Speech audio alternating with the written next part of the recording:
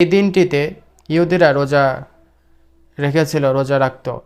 তখন রাসূল সাল্লাল্লাহু আলাইহি ওয়াসাল্লাম এই অবস্থা দেখে বললেন, ফা আনা আহাক্কু বিমূসা মিনকুম, যে আমি এবং আমার উম্মতেরা কারা, আমরা তোমাদের থেকে বেশি মুসা আলাইহিস সালামের প্রতি হকদার।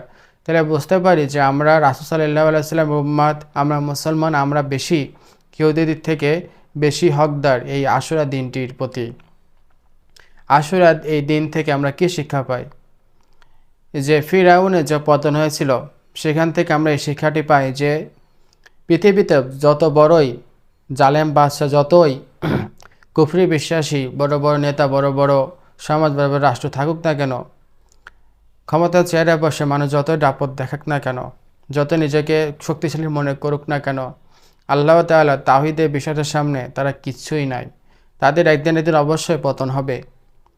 দ্বিতীয় নাম্বার, আল্লাহ সুবহানাহু ওয়া তাআলার প্রতি তাওয়াক্কুল, আল্লাহ তাআলার প্রতি ভরসা।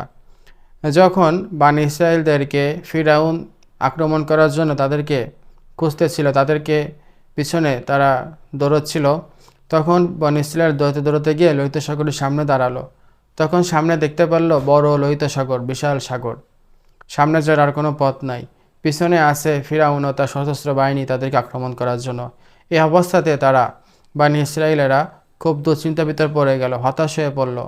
তখন আল্লাহ তাআলার প্রতি ভরসা করে মুসা আলাইহিস সালাম বললেন, কাল্লা, কখনোই নাই, আমার রব আমার সাথে আছেন, আমার রব আমাকে পথ দেখাবেন। আল্লাহ সুবহানাহু ওয়া তাআলা ঠিকই পথ দেখিয়েছিলেন। সাগরের মাঝখান থেকে রাস্তা হয়ে গিয়েছিল। কেন? একমাত্র আল্লাহ সুবহানাহু ওয়া তাআলার প্রতি বিশ্বাসের কারণে, আল্লাহ সুবহানাহু ওয়া তাআলার প্রতি তাওয়াক্কুল করার কারণে।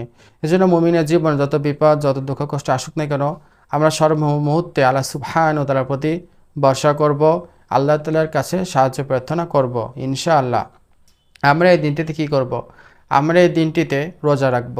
কেন? রাসূল সাল্লাল্লাহু আলাইহি সাল্লাম যখন ইহুদিদের রোজা রাখতে দেখেছিলেন তখন বলেছিলেন যে, আমি রোজা রাখলাম এবং আমার জীবনে যদি সামনের বছর যদি সময় পাই তাহলে আমি রোজা রাখব। আর আরেকটা বিষয় সব থেকে জানা প্রয়োজন, যে ইহুদিদের সাথে আমাদের ইবাদত যেন মিলে না যায়। রাসূল সাল্লাল্লাহু আলাইহি সাল্লাম বলেছিলেন যে 9 তারিখ কিংবা 10 তারিখ আমাদের এই দুইটা দিন রোজা রাখতে হবে। আর ফকিহগণ এই বিষয়ে রাসূল সাল্লাল্লাহু আলাইহি সাল্লাম তখন যখন নিয়াত করেছিলেন তার পরের বছর তিনি মারা গিয়েছিলেন, এজন্য তিনি পরের বছর রোজা রাখতে পারেন নাই। এজন্য আমাদের 9 তারিখ কিংবা 10 তারিখ কিংবা 11 তারিখ যে কোনো 2 দিন আমাদের রোজা রাখতে হবে, যেন ইহুদিদের সাথে আমাদের ইবাদত যেন মিলে না যায়।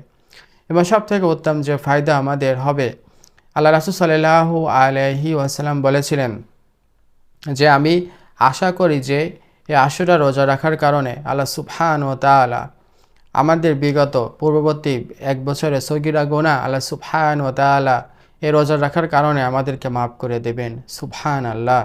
এজন্য আমাদের রোজা রাখা উচিত। আমাদের এই শুধু এই দিনে আরেকটা ঘটনা ঘটে গিয়েছিল, সেটা আমাদের জানা উচিত। 10 মুহররমের দিন, এই আশুরার দিনে যে হযরত হুসাইন রাদিয়াল্লাহু আনহু এদিন শহীদ হয়েছিল। তাই এই দিনে আমাদের দুঃখ কষ্ট অনেকেরই লাগতে পারে, কিন্তু দুঃখ কষ্ট পেয়ে এই গুরুত্বপূর্ণ ইবাদত, এই সুন্নাহ যেন আমরা ছেড়ে না দিই, রোজা যেন আমরা না রাখা হই। এই জন্য রোজা রাখতেই হবে আমাদের ইনশাআল্লাহ এই দিনে, যদি আল্লাহ সুবহানাহু ওয়া তাআলার কাছ থেকে আমাদের মাগফিরাত কামনা করার প্রয়োজন হয়। এই জন্য ইনশাআল্লাহ আমরা এই দিনটিতে রোজা রাখি এবং আল্লাহ সুবহানাহু ওয়া তাআলার কাছে বারবার ক্ষমা প্রার্থনা করি ইনশাআল্লাহ জীবনের শেষ মুহূর্ত পর্যন্ত ইনশাআল্লাহ।